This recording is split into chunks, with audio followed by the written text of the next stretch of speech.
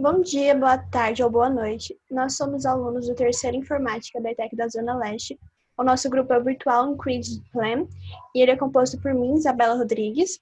Por mim, Christopher Peter. Por mim, Gustavo Lopes. Por mim, Isabelle Valim. Por mim, João Victor Galdino. Então eu vou começar a dar a introdução ao nosso projeto. Desde muito tempo, os homens se preocupam em coletar informações que possibilitem organizar a sua ocupação e localização no espaço através de mapas. Um grande exemplo disso foi a expansão marítima, onde os instrumentos utilizados na cartografia foram evoluindo com base no desejo de avançar cada vez mais no continente de todo o mundo. E através do tempo, esse mecanismo começou a ser evoluindo até os dias de hoje, onde conseguimos acessar qualquer tipo de mapa apenas com um dispositivo que tem acesso à internet. Diante disso, nós podemos criar desde mapas com ambientes menores, igual a nossa escola, ou até mesmo mapas grandes, como shoppings, parques, ou até mesmo ruas, uma pessoa chegar até o certo destino que ela deseja. Agora eu vou falar sobre a problemática do nosso projeto. Bom, nós somos alunos da escola há 3 anos e durante esse período notamos alguns obstáculos, como a forma da disponibilidade de informações sobre lugares dentro da ETEC, que são aquelas placas dispostas entre os blocos que identificam os mesmos. E juntamente com isso, tem o fato da escola ter um tamanho muito extenso, o que consequentemente irá gerar uma grande circulação de alunos, turmas e quantidade de salas, ou seja, é uma escola muito grande sem um equipamento certo para auxiliar na sua localização. E diante disso, decidimos que era necessário a criação de uma plataforma para sanar todas as dificuldades encontradas na hora da locomoção entre os ambientes da escola. Essa plataforma ela vai disponibilizar uma planta interativa da ETEC, que dará acesso aos principais locais com maiores circulações de pessoas. Agora eu vou falar sobre o nosso objetivo. Nosso objetivo é ajudar alunos, professores, funcionários e visitantes a se localizarem com mais precisão e praticidade dentro da instituição. Além disso, nossos usuários ficarão por dentro de todos os eventos que ocorrerão na escola, como, por exemplo, apresentações de TCCs e reuniões de pais. Também, os alunos poderão acessar seus horários de aulas em tempo real. Agora, sobre a metodologia. A metodologia que a gente utilizou foram através de formulários que nós fizemos com pessoas que tinham acesso à escola e também através de entrevistas e questionários e de observações que cada um de nós fizemos durante nossos 3 anos de estudo na escola. Agora eu vou falar sobre a proposta do nosso sistema. Bom, o nosso sistema ele vai ser disponibilizado em um totem colocado em um ponto estratégico da escola, por exemplo, o pátio, com o objetivo de atender o máximo de pessoas. Ele vai ter como função mapear o ambiente da ETEC, passando informações de acordo com a necessidade do usuário. Por exemplo, se o usuário estiver com dúvidas em relação a chegar até o auditório, ele vai poder consultar o nosso mapa, que lhe mostrará o caminho correto a se fazer. E um outro exemplo é que se o aluno logado como usuário estiver com dúvida em relação a uma aula acontecendo em qualquer sala, ele poderá clicar nela para saber o que está acontecendo em tempo real. Além disso, nós prezamos pela segurança da escola, ou seja, o mapeamento ele vai ser limitado para os usuários externos, que são os visitantes, onde eles não vão conseguir acessar a rotina dos alunos, que são os horários de aulas nas salas, e também eles não vão ter acesso às salas com equipamentos ou objetos de grande valor, como os laboratórios. Casos de uso. Diagrama de caso de uso documenta o que o sistema faz do ponto de vista do usuário. Em outras palavras, ele descreve as principais funcionalidades do sistema e a interação dessas funcionalidades com os usuários do mesmo sistema. Nesse diagrama, não nos aprofundamos em detalhes técnicos que dizem como o sistema faz.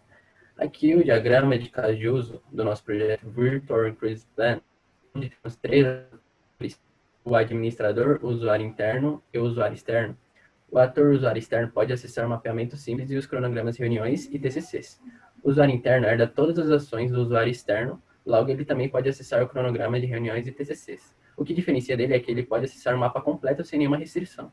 O administrador herda todas as ações do usuário interno, o que diferencia é que ele pode monitorar as rotinas, horários, reuniões e TCCs, podendo alterar, incluir e excluir e consultar os registros. Falando sobre o MER e o DER, são formas que usamos para exemplificar ou projetar o banco de dados do nosso projeto. O diagrama entidade-relacionamento, ou DER, é a sua representação gráfica e principal ferramenta. Em situações práticas, o diagrama é tido muitas vezes como sinônimo de modelo. Aqui podemos ver que a entidade usuário monitora as entidades reuniões, horário de aula e TCC. As cardinalidades entre eles são de 1 para n, o que significa que um usuário pode monitorar várias reuniões, e uma reunião é monitorada por um usuário. Isso vale para as outras duas entidades horário de aula e entidades TCC. As entidades curso e sala possuem horário de aula. Como eles são N para N, obrigatoriamente precisa de uma tabela associativa. Mais para frente falarei sobre essa tabela associativa. Sobre o modelo entidade de relacionamento, ou MER, como o nome sugere, é um modelo conceitual utilizado na engenharia de software para descrever os objetos envolvidos em um domínio de negócios, com suas características e como elas se relacionam entre si. Em geral, este modelo representa de forma abstrata a estrutura que possuirá o banco de dados da aplicação. Diferente do DER, no MER as entidades possuem atributos, e atributos são as características que descrevem cada entidade dentro do domínio. Por exemplo, um cliente possui nome, endereço e telefone. Alguns atributos representam valores únicos, que identificam a entidade dentro do domínio, e não podem se repetir. Em um cadastro de clientes, por exemplo, esse atributo poderia ser o CPF, a este chamamos de chave primária.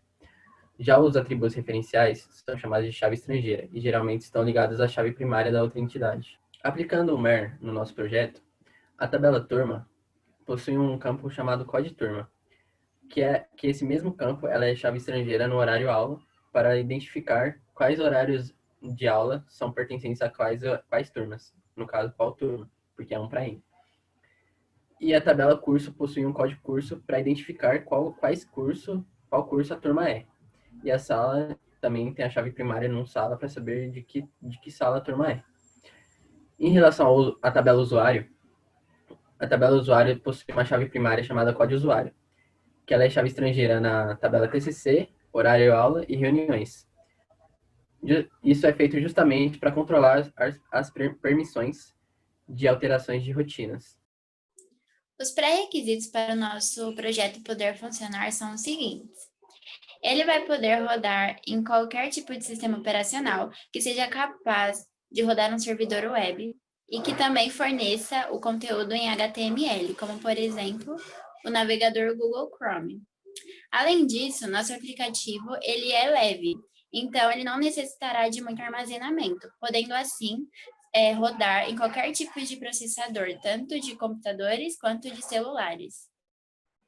Eu estarei apresentando agora a nossa plataforma web. Como já comentado, ela tem usuário e senha, no caso aqui na tela de login, para usuário externo e interno, que seria, por exemplo, o registro geral, que é o usuário interno, e o administrador. Clicando aqui, o usuário terá acesso a visitante, que é para aqueles que não têm registro. Agora eu vou entrar como administrador. Fazendo login, o administrador será redirecionado à homepage de administração. Ou seja, aqui ele terá acesso às ferramentas de rotinas, que incluem cadastrar, excluir, alterar e pesquisar cada tipo de rotina, ou no caso, partes do banco de dados. Eu demonstrarei agora com horários. Clicando em monitorar, o usuário será redirecionado à parte das ferramentas. Eu selecionarei agora a parte de pesquisa, que é a da lupa. Aqui o usuário pode selecionar qualquer sala que tenha algum registro. Eu selecionarei a minha, que é o terceiro ano na informática. Fazendo a pesquisa, o usuário será redirecionado a essa página, onde ele poderá encontrar o código de usuário, o código de horário, a turma, o horário de fim e início da aula, que dia ocorrerá a aula, a matéria e o professor que dará a aula. Isso para cada horário. Clicando em Home, o usuário é redirecionado à página inicial. E, novamente, monitorar, ele é redirecionado à página aqui embaixo para poder fazer as alterações. Clicando aqui, o usuário será levado para cadastro.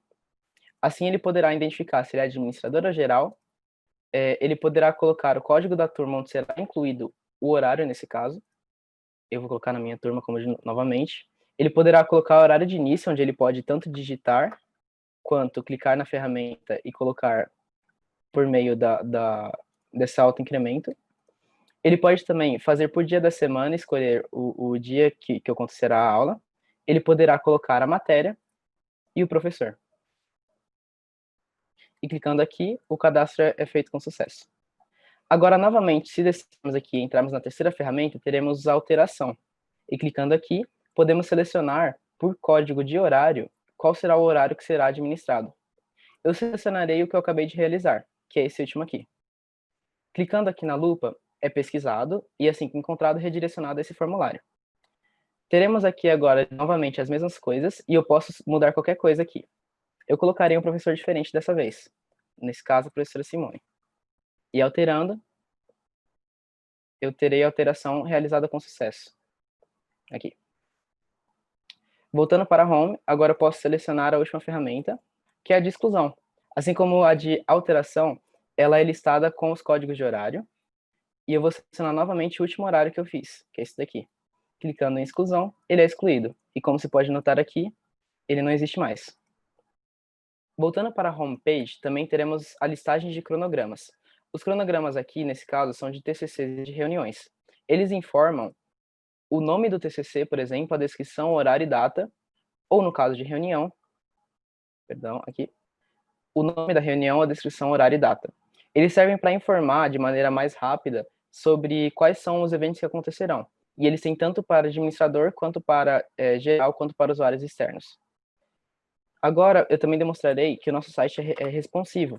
Ou seja, ele funciona em celulares, em aparelhos de smartphone, e até mesmo em uma outra página, por exemplo, ele continua sendo responsivo. Estarei apresentando agora a home geral para usuários internos, que seriam professores ou alunos, por exemplo. A parte de cronogramas eu já apresentei, já expliquei, e agora eu vou falar um pouco sobre o mapeamento em si, que é a parte principal. O mapa ele funciona dessa maneira aqui. Ele é basicamente uma ilustração da nossa planta da ETEC, em que as partes vermelhas são as partes dos blocos mais importantes, ou até mesmo, por exemplo, o auditório, que não está dentro de um bloco. Aqui em cima você tem um botão em que se abrem as legendas, e é dividido em blocos, como já citado anteriormente. Temos, por exemplo, o bloco de administração, que vai do anexo até a enfermaria, ou até mesmo as salas, que vem da sala 1 até, por exemplo, os banheiros. Toda vez que é selecionado algum tipo de local, esse local fica marcado no mapa com vermelho mais forte e é traçado uma linha do ponto principal, que seria o pátio, até tal lugar. E o mesmo ocorre com qualquer outro lugar. Assim como também, quando selecionado uma área fora da visão do usuário, essa área ela é redirecionada pelo mapa. Por exemplo, a portaria está lá em cima. E claro, caso o usuário queira observar o mapa de maneira mais limpa, ele pode clicar em desfazer. E o mapa volta ao normal. Agora, para usuários internos que têm o registro geral, tem a função de passar o mouse, por exemplo, em cima das salas e saber o nome delas. E é claro, clicando em cima delas, se sabe o que está acontecendo. Nesse caso, por exemplo, numa sexta-feira, 2h50, essa é a aula que está ocorrendo nesse bloco.